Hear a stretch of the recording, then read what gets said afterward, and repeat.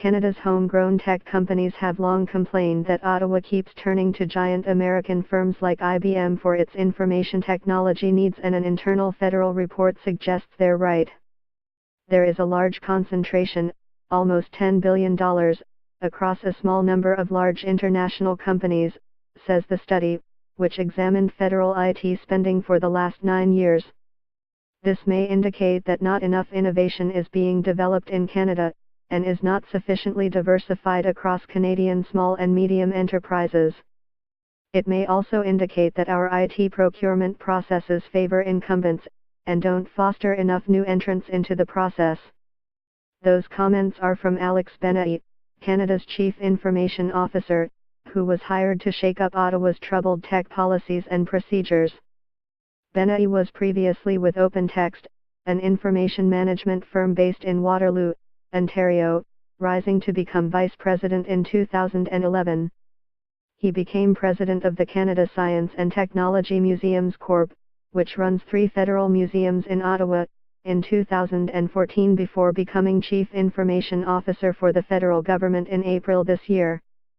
Public servants protest problems with the Phoenix pay system, which the federal government hired IBM to manage. A new pilot project has suggested Ottawa should be supporting homegrown tech companies. Justin Tang / the Canadian Press. In an August 14 memo, Benai reported on a pilot project that created the first government-wide database of federal procurement, billed as part of an open government initiative. CBC News obtained the document under the Access to Information Act. Ottawa's previous proactive posting of contracts was a mess because the use of various data sets and standards makes it virtually impossible to paint a government-wide picture of departmental spending on a vendor-by-vendor basis, Benai wrote. His office hired Toronto-based Think Data Works Include in late June to knit the disparate data sets together and produce reports.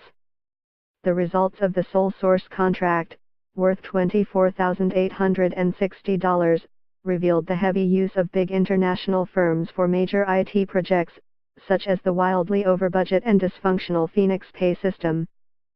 Federal procurement rules do not always give contracts to the lowest bidder.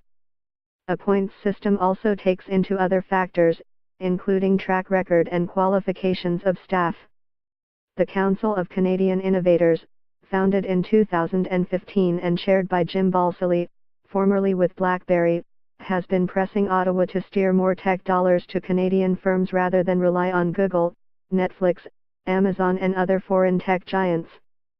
The Council counts more than 75 CEOs of Canadian tech firms among its members.